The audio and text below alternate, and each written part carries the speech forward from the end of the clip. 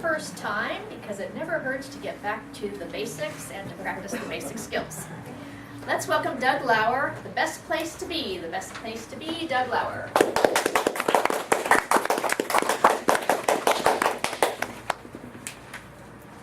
Welcome to Confidence Builders, the best place to be on a Tuesday night. Madam Toastmaster, fellow Toastmasters, welcome guests. I believe we should start every meeting exactly that way because I believe it. Confidence Builders is the best place to be on a Tuesday night. But could it be better? I recently attended the District 57 Spring Conference. I saw Lance Miller, who is a Toastmaster World Champion of Public Speaking. He gave a keynote speech and also a breakout session called Leadership for Championship Clubs. He inspired me to think about our club. We're really good, but could we be better? He actually gave me 3 ideas that I'm going to share with you. Hopefully you'll agree with me that these are things that we could do to make our club better. First, getting and keeping members.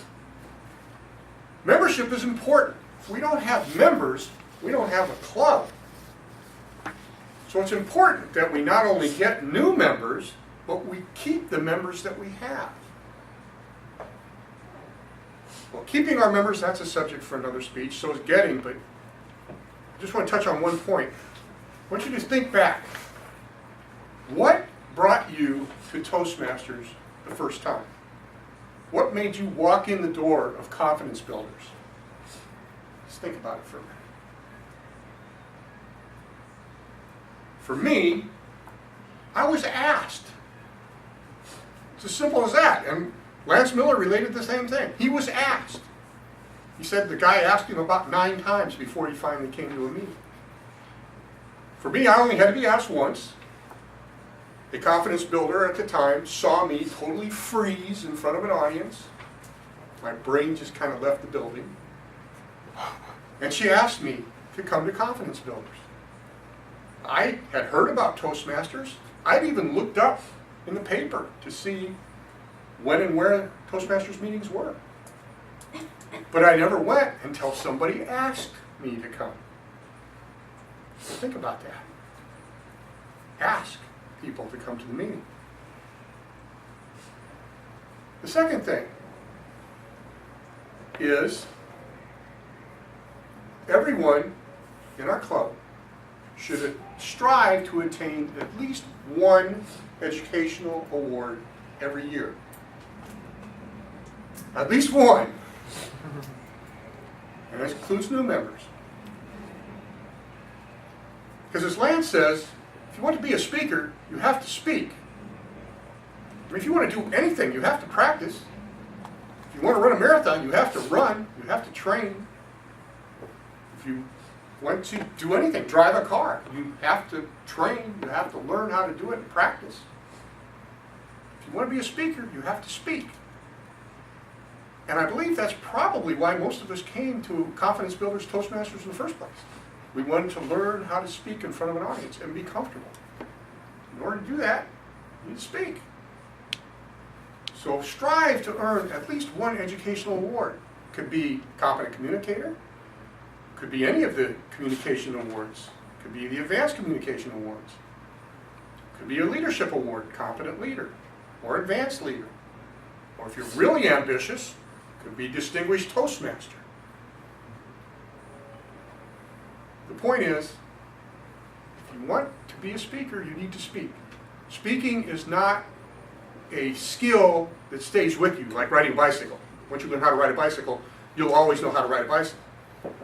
Speaking is like a muscle that has to be used or it'll atrophy and goes away. So you need to speak.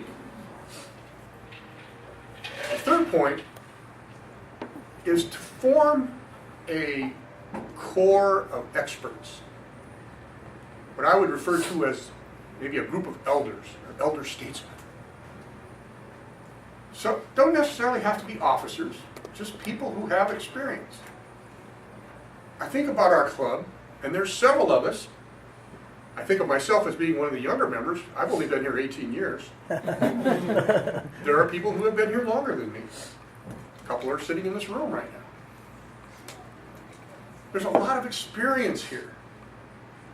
There's a lot of leadership experience. Many of us, older folks, senior members, long-time members, have held pretty much every club office there is.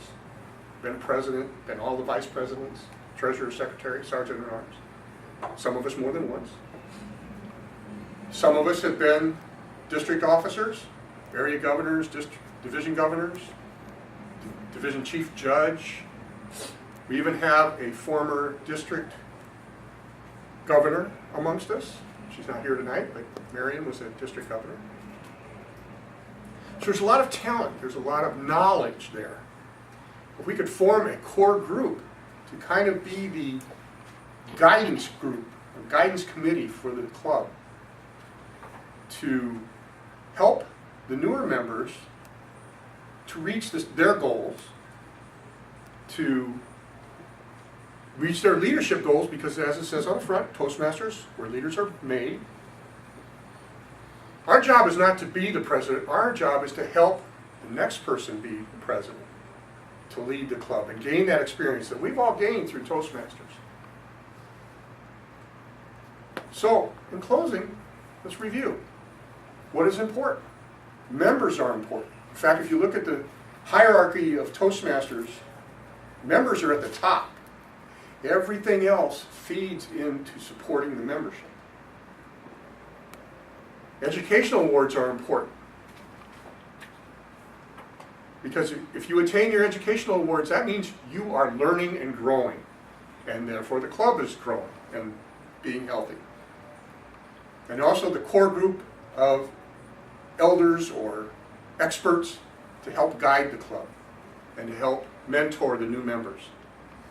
Will you join me in making Confidence Builders a better place?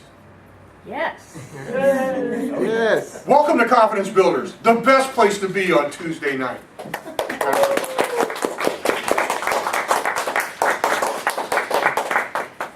Thank you, Doug. Doug was endearing himself to the Vice President of Education by talking about how important those educational awards are. Now let's take a couple of minutes to write some feedback.